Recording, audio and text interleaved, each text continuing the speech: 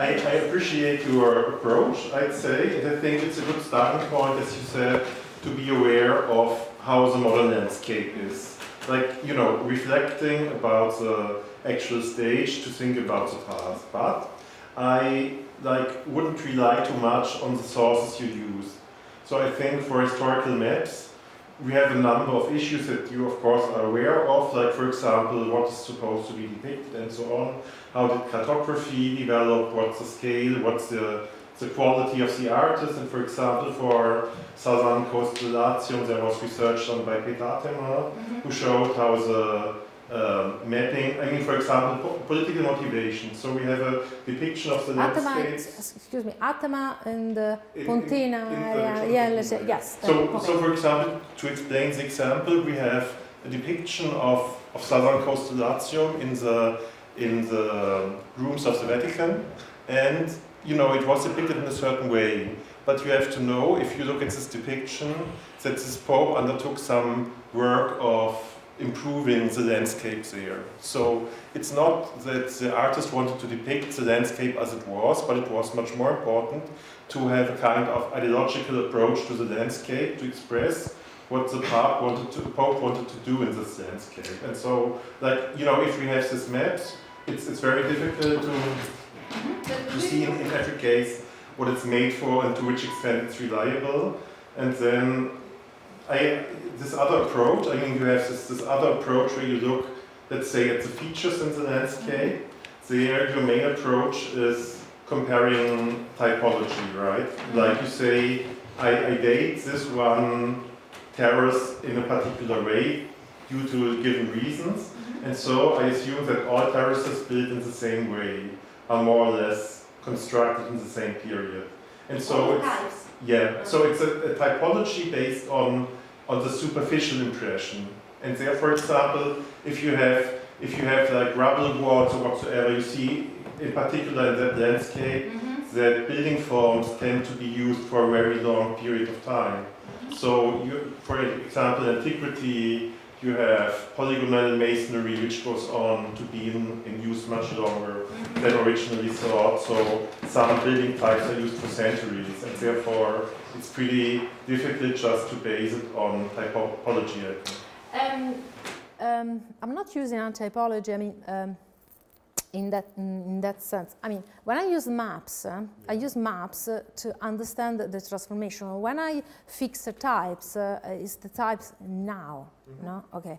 So I have a lot of types. For instance, unfortunately, I have to run at the end, but I prepare my slide to explain how each type has a lot of problems. So. At the end, when you have completed your HLC, you have the situation. You have pictured the situation now. So, in my area, for instance, the fields are all modern fields because actually the transformation of the fields occurs from the half of the 20th centuries when there was the agrarian reformation and so on. So at that point I have my fields, now I say my fields in my case studies are almost the same, with the same characteristics. Now I'm trying to go further and to go deeper, and I'm trying to understand if there are medieval fields or early medieval fields. I have some little little elements and inside the fields. For example, the limate, I had a slide for the limate, unfortunately I had to run. So the limata, usually before people believed the limata was terms coming from limes, something like that, borders. Not at all, because limata comes from mud, from it's slimy, it's fangoso, fanghiglia in Italian, so something really specific. In that case, I comparing medieval documents and maps, all kind of maps. That's the point, because you have to study every single maps and every kind of maps. I'm not relying on the Vatican. Absolutely not.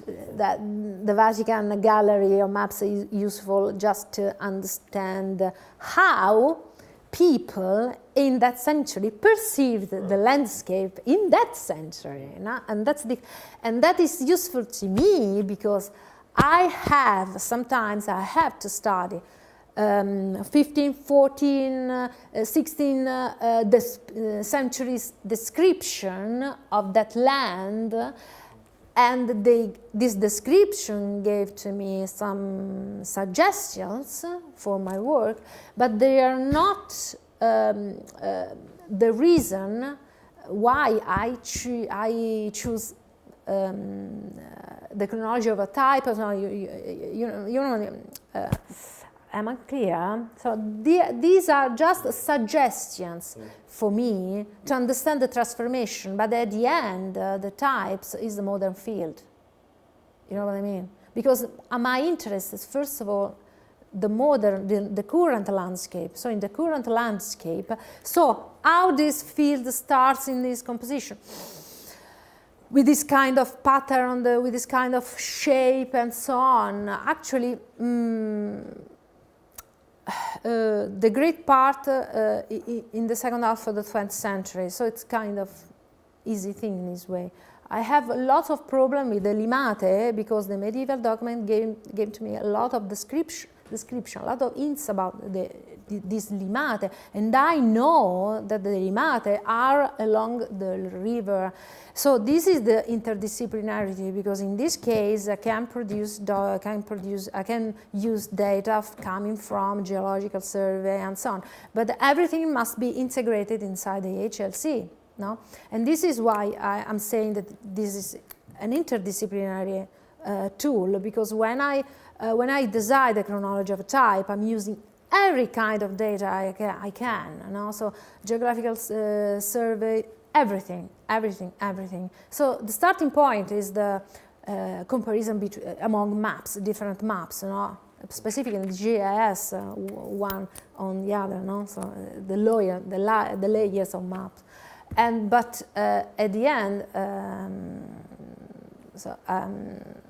applying different technique, you can be your interpretation of the types is becoming more and more appropriate and I suppose true. I hope true. So this is and about Atema, the situation in the Pontine region, Pianure Pontine is completely different from the area that and when I start a project, well, with the HLC or whatever else, we must start from the specific area. So that another problem, another region actually, and another situation, another context, completely different. No? So in that case. From my point of view, the situation is pretty clear now because you have a long area now with a drained and now it's a plain. Now it's a plain. So the situation is very well dated to 1932 and so on. So that's it. Or no? Other questions? I have a question. I wondered if there's actually. If not every landscape has a history, I mean that you need to call every landscape historical landscape. So to put it around, is there a non-historical landscape? Sorry, can you repeat please? I wondered if not every landscape has its history. Yes. And so you could call every landscape, wherever you are, a historical landscape. It's all the landscape? All landscapes, everywhere.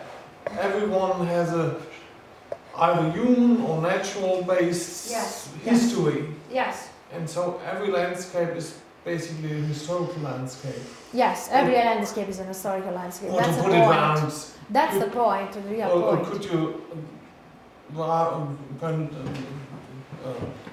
say the opposite and say there's a non-historical landscape which probably doesn't exist. No, So which leads a bit to the question: isn't historical landscape characterization or classification not equally to landscape characterization of any without the historical? So, or does it mean that landscape characterization according to its history, in contrast to landscape characterization to its agricultural potential, No, it depends. or to other aspects of landscape? So is not every so every landscape is a historical landscape? Yes, every landscape is an historical landscape, and that's the base for this method, because actually you care about an industrial area, for instance, no? But if you use, I don't know, landscape characterization assessment, no? you must you need that kind of characterization for planning or something like for construction, for I don't know, the city council, no, must and so on.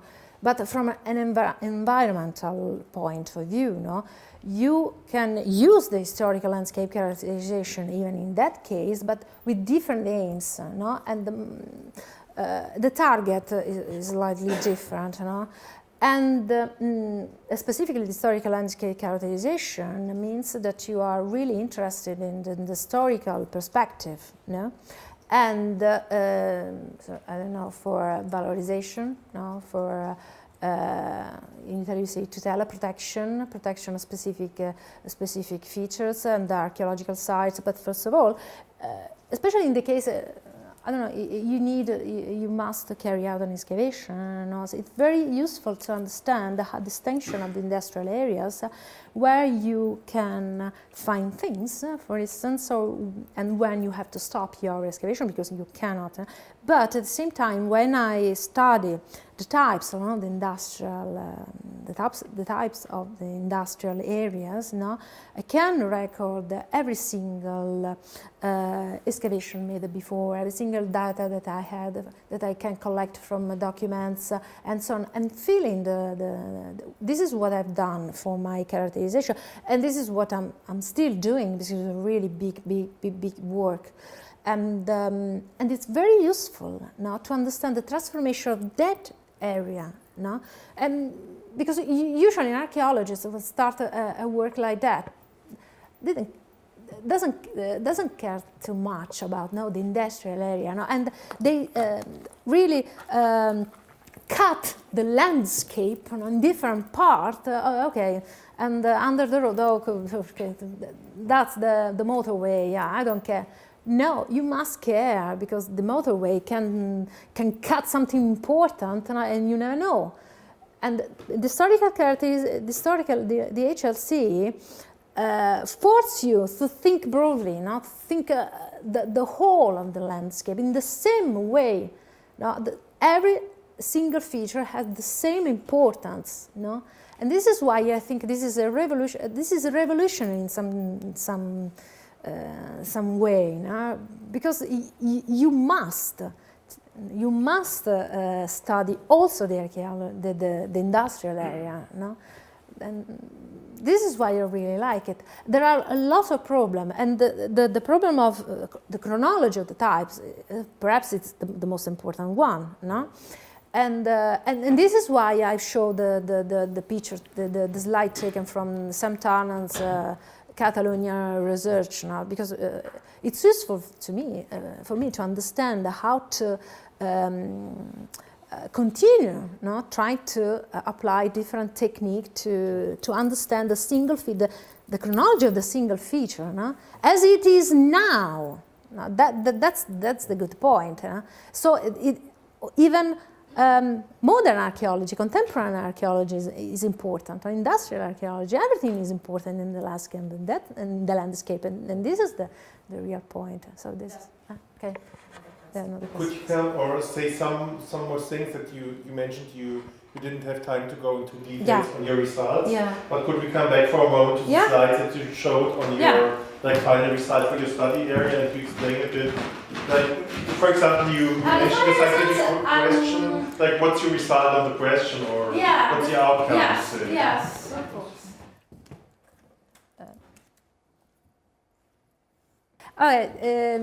I published this in medieval Italian medieval archaeology in 2016, and I wanted to underline the situation around Rocca Guglielma. Rocca Guglielma is is this castle here, no? This is for first of all, one of my problems it wasn't a problem. I had to choose 4 case studies for Italy, so I chose.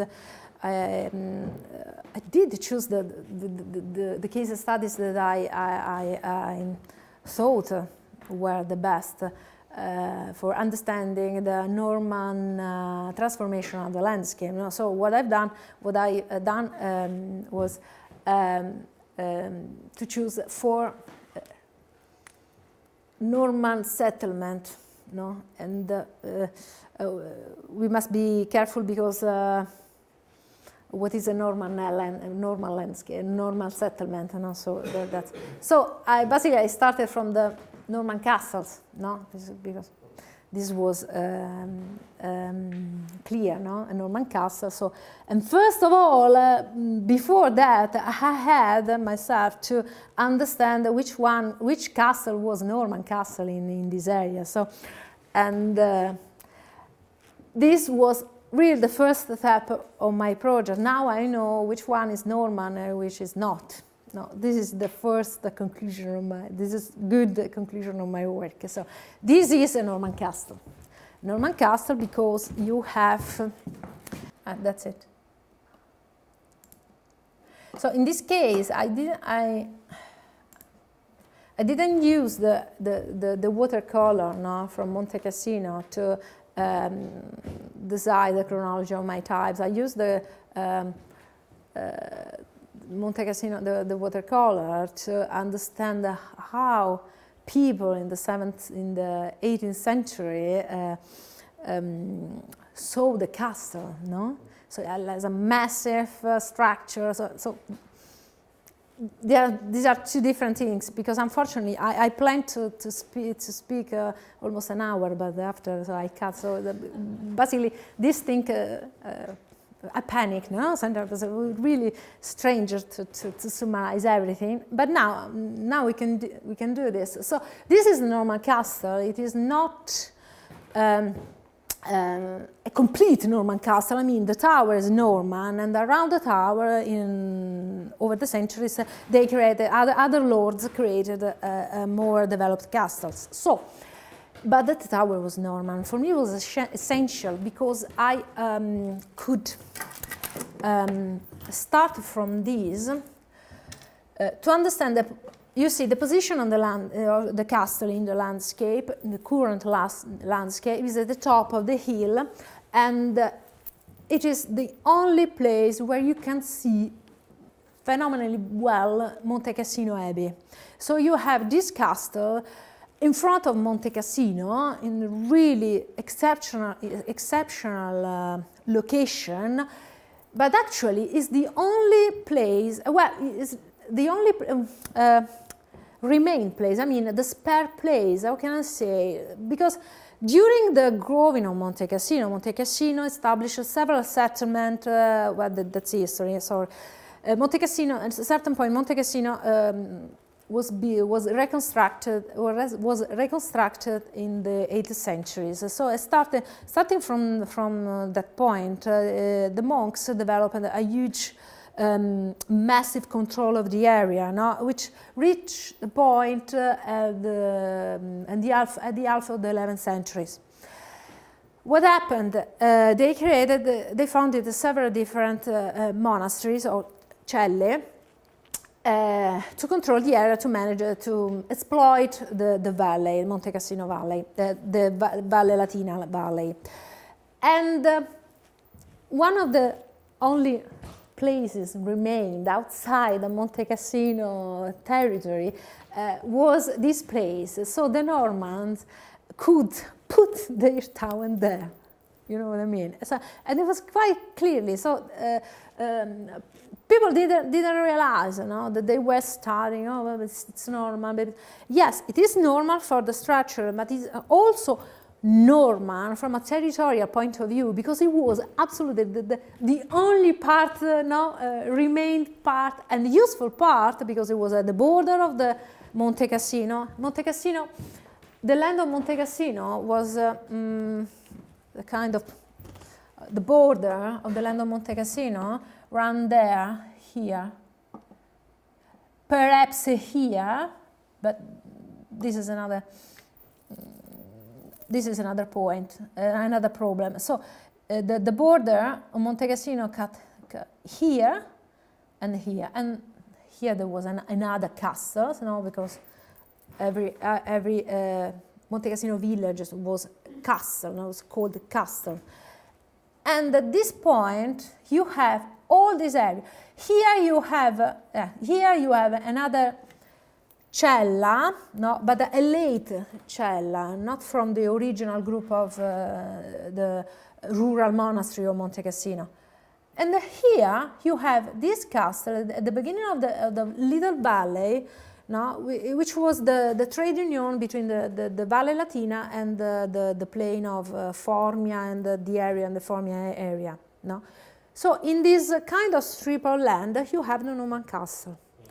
And the characterization was really useful, because as you can see, you have all this area. I characterize this area with a lot of different terraces, actually. There are different terraces with a different chronology, because they were built in several different times. And I'm sure that in some places, under the 12th century's terraces, there are other terraces, earlier terraces, because there's a description, 17th century, 18th century, there are descriptions about a huge amount of terraces in the area. So I don't have a map, I have current maps, but if I know that in the 16th century, in the 17th century, that there were and especially in the 17th century, there's a kind of peak. There was a huge amount of people, a kind of double than now, more than today. So I must understand. I must accept the idea that all this area was absolutely well cultivated and exploited and so on. So it's kind of, you know what I mean. So you have to match all these different suggestions and things all together to understand. Now, the situation now is that I have a huge amount of terraces here, which is kind of natural, because this settlement, specific settlement, Rocca Guglielma, didn't have at the beginning the fertile plain of Monte Cassino, so they had to. You see what I mean when I say that it's useful even to understand the past landscape, because starting from the current landscape. So I know that this situation can suggest, the actual situation, the current situation can suggest me something to understand how to continue my research. So I know that beneath the contemporary terraces can be something medieval, something. For sure, I'm sure something from the 16th century. I'm pretty sure, because people were really too much.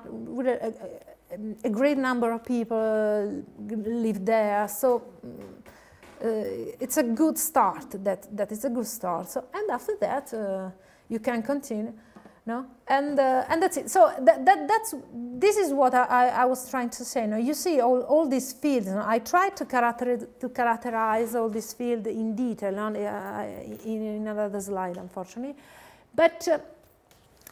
At the moment, the picture that I have, it's a kind of massive, huge revolution starting from the half of the 20th centuries, and you see, and it's quite difficult. I didn't find really strict I really wanted to find the medieval fields, but I don't think it's possible now. That's it. Okay. Other questions? I have a last question. Yeah. How do you see your work that tries to make the English historic landscape representation Italian within the context of Italian archaeology? I'm trying to match a specific tool in Italian archaeology with this kind of tool. As I said, the British archaeology can enjoy these beautiful maps from the Ordnance Survey, which we don't have. So what I would like to do is to let people understand that this kind of method can be easily useful also for archaeologists, because they don't prevail on them. They are not exclusive. No, they are compatible. Okay, yes, that's it. Why do you persist in proposing this? Yes, at the beginning, what I see now, it's people are not, they are curious, no, they are interested in this method, but actually people have their own great background. It's difficult to understand new things, not to accept new things. So, and now I'm continuing. I'm trying to propose this method, and because I think it is important in Italy, because of the European Convention, European Landscape Convention. Now is especially at the ministry, at the MiBACT, in the ministry, we must understand that these word characters must be used and must be considered really carefully when we are composing our plans, piani paesaggistici and so on. So I think would be another good tool for understanding and managing this our landscape, which really needs help. Our landscapes needs help, in my opinion. But of course, no. That's right. Let's try. So I hope. So I believe, I believe now. Thank you very much. Thanks Your to you. presentation very interesting, and I believe in you expecting the future. Understand what you are. Let's see what's happened next. I will try my best to apply this method, this tool in my office, and let's see what's happened. That's it. Thank you very much.